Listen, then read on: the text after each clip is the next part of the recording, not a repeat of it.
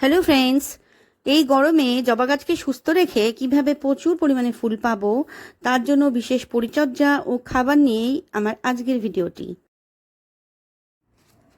তো এটি হলো আমার আমেরিকান হিবিস্কাসের কাটিংস। দেখুন অনেকটাই হেলদি এবং অনেকটাই বড় হয়ে গেছে এবং সাথে সাথে রুট বাউন্ডও হয়ে গেছে। তো এর পটিং ভিডিও আমি আপনাদের সাথে শেয়ার করেছিলাম। তো দেখুন কিভাবে রুট বাউন্ড হয়ে গেছে, উপর থেকেই রুটগুলোকে দেখা যাচ্ছে। তো এটিকে আমি আবার এখন রিপোর্টিং করে দেব এবং সেই সিন্ডার মিডিয়াতেই আমি রিপোর্টিং করছি। দেখুন কিভাবে রুট পুরো ঘিরে ধরেছে। তো এটিকে আমি এখন আবার এভাবে বসিয়ে দিচ্ছি সিন্ডার মিডিয়ার মধ্যেই। তার জন্য হাফ ভর্তি করে নিয়েছি মিডিয়াটা দিয়ে, আর উপর থেকে বাকি মিডিয়াটা দিয়ে এভাবে ভরাট করে দিলাম।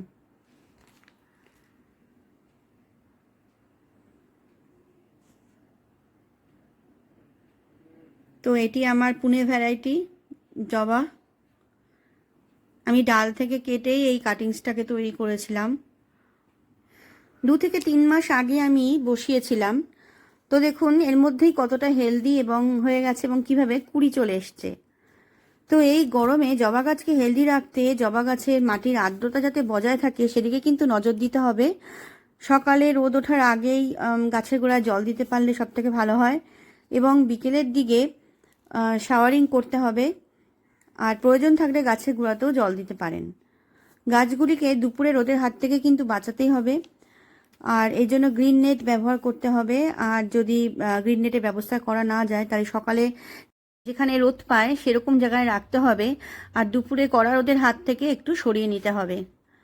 জবা গাছকে ভালো রাখতে পেস্টিসাইড কিন্তু ব্যবহার করতেই হবে। গাছে রোগ থাকুক আর না থাকুক সপ্তাহে 1 দিন করে দিতে পারলে ভালো হয়, বা মাসে 2 বার পেস্টিসাইড দিতে পারলে ভালো হয়। নিম অয়েল তো দেওয়াই যেতে পারে, আর তার সাথে কাকা পেস্টিসাইড কিন্তু ব্যবহার করতে হবে, কারণ জবা গাছের উপরে কাকা পেস্টিসাইড কিন্তু খুব ভালো কাজ করে। গাছে কুড়ি থাকা সত্ত্বেও গাছগুলিকে প্রুন করে দিয়েছি, কারণ গাছগুলো খুব লম্বায় বেড়ে গিয়েছিল। তো গাছগুলোকে বুশি করার জন্য প্রুনিংয়ের পরেই কিন্তু মানে ফাঙ্গিসাইডের পরিবর্তে নেল পলিশ লাগিয়ে দিয়েছিলাম। আর প্রুনিংয়ের পর দেখুন গাছগুলো কতটা বুশি হয়ে গেছে। তো এই পর্যায়ে কিন্তু গাছগুলিকে এখন আমি খোল পচানো জলের সাথে এনপিকে 19-19-19 মিক্স করে সপ্তাহে 1 দিন করে দিচ্ছি। আবার কোনো সপ্তাহে এনপিকে 12-61ও মিক্স করে দিচ্ছি।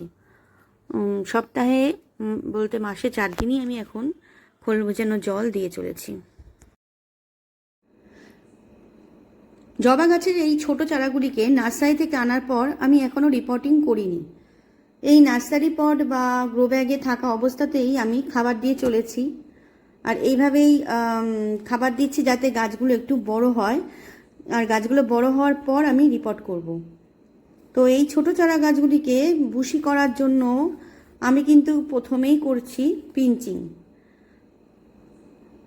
জবা গাছের একদম অগ্রভাগের যে কচি পাতা দুটো থাকে সেগুলোকে এভাবে কেটে ফেললেই কিন্তু পিঞ্চিং হয়ে যাবে।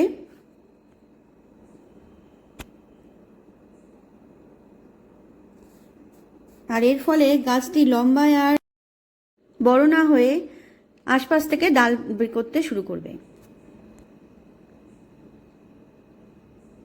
আর যে জবা গাছের ডাল অনেক লম্বা হয়ে গেছে সেই জবা গাছগুলোর ক্ষেত্রেও কিন্তু ওইভাবেই পিঞ্চিং করে দিতে হবে, তাহলে পরে উপর দিক থেকে আর লম্বায় বড় না হয়ে নিচ থেকে বুশি হতে শুরু করবে। শুধুমাত্র এইভাবে পিঞ্চ করে দিলেই হয়ে যাবে, বেশি ডাল কাটার প্রয়োজন পড়ে না।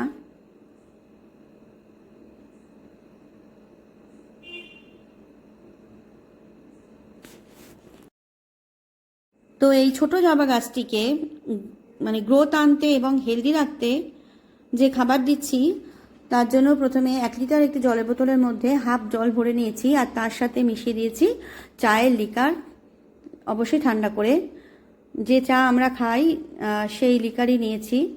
সেই লিকার ঠান্ডা করে মিক্স করে নিয়েছি জলের সাথে, তার সাথে দিয়ে দিয়েছি হাফ চামচেরও কম, মানে এই 1 গ্রাম মতো, 1 লিটারে 1 গ্রাম মতো হিউমিক অ্যাসিড ভালো করে মিক্স করে নিয়ে তারপর গাছের গোড়ায় দিতে হবে। খুব বেশি পরিমাণে দেওয়ার দরকার নেই। এমনভাবে দেবেন যাতে গাছ গোড়া থেকে বেশি মানে টপ থেকে বেরিয়ে না যায়। আর এই খাবার কিন্তু গাছকে যেরকম হেলদি করবে সেরকম কিন্তু গাছের গ্রোথ আনতেও সাহায্য করবে। দেখুন গাছগুলো কতটা হেলদি।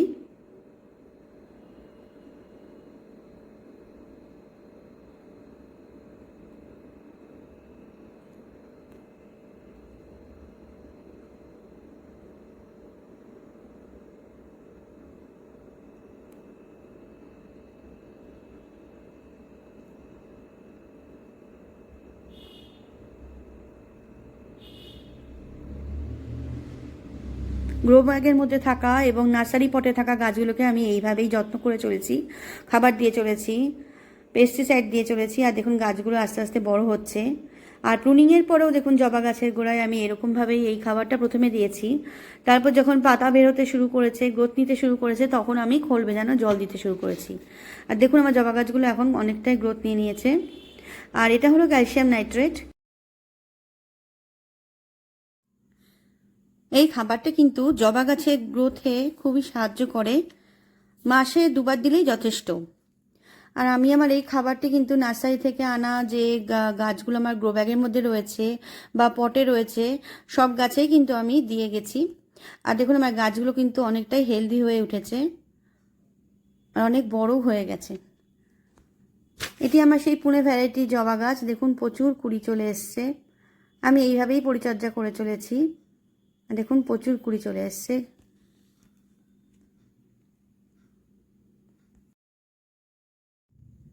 তো বন্ধুরা আজ এই পর্যন্তই।